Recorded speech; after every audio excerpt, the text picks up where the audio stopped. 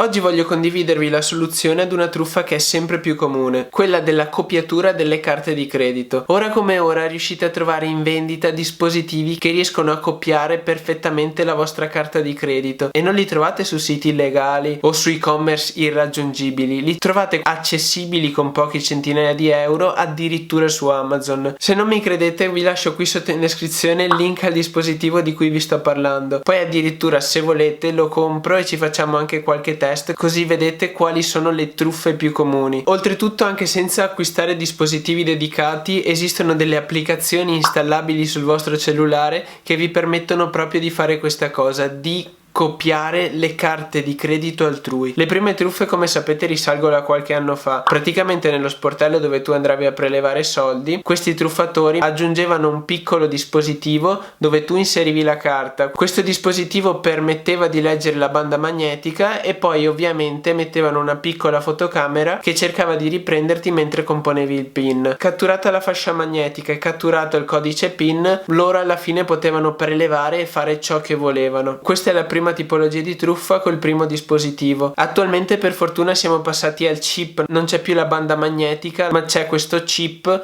che dovrebbe essere più sicuro. Per una persona comune con questo dispositivo è un po' più difficile emulare questa cosa, ma ce la si può fare ed è questo il problema. Magari se volete approfondiremo, ma quello di cui vi voglio parlare oggi sono l'evoluzione successiva ancora, cioè la copiatura e l'emulazione delle carte contactless. Infatti sono sempre più frequenti le copiature negli aeroporti di queste carte contactless. Voi come sapete sono un patito di carte di debito e di carte di credito, insomma delle carte mi piace averle, mi piace possederle. Questo è il mio portafoglio e qui ho un po' di carte.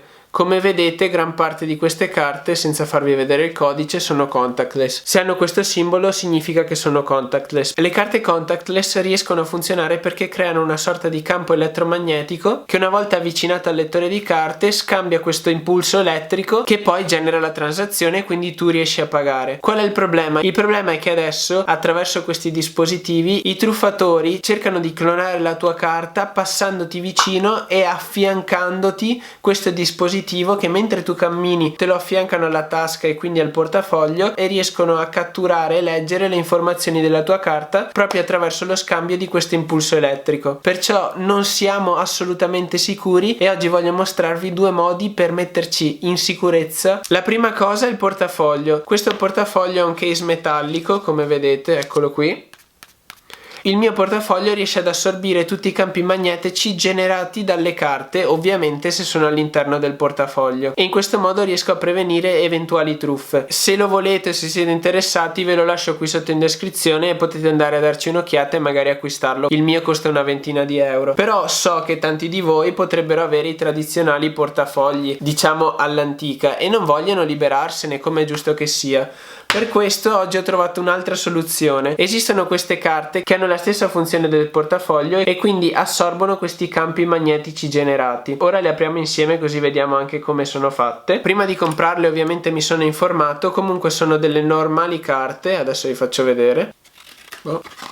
Ecco qui, una e due. Ho speso circa una decina di euro, vi lascio sempre qui sotto il link in descrizione se siete interessati a comprarle. E queste carte, come vi dicevo prima, assorbono i campi magnetici generati. Come si usano? Se avete un portafoglio del mio genere, le affiancate ad una carta, questa è la mia carta e questa serve per ripararla, le affiancate e in questo modo dovrebbero assorbire tutti i campi magnetici generati. Dopo comunque andremo a provarle così vediamo se funzionano realmente, per cui se ne avete poche basta semplicemente affiancarle. Altrimenti se avete molte carte, quello che consigliano di fare è porre queste due carte in entrambi i lati, una da una parte e una dall'altro estremo del portafoglio, in modo tale che tutte le carte che sono qui in mezzo vengano protette una volta chiuso. Ora le andiamo a provare, vediamo se realmente funzionano. Poi se mi aiutate a portare questo video a 2000 mi piace, ho intenzione di comprare quell'arnese e di farvi vedere tutte le cose che potrebbero farvi, in modo tale anche da responsabilizzarvi. Sto andando nel centro commerciale più vicino soltanto per provare questa carta. Spero che funzioni perché se no mi tocca buttare via tutto il video e non sarebbe molto gradito, e oltretutto avrei anche perso il tempo per andare fino al centro commerciale. Sto andando in questo centro soltanto perché ha le casse automatiche, così non devo fare figuracce con la cassiera.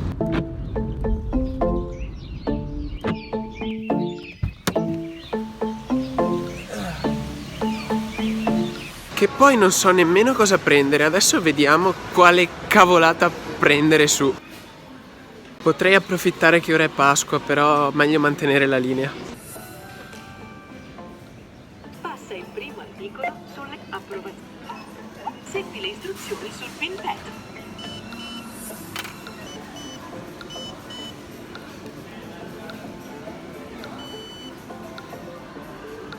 Come avete visto ha funzionato molto meglio di come mi aspettassi, e dato che sarò ospite da un mio amico prossimamente, gli porto un pensiero da Padova direttamente dai Colli Euganei.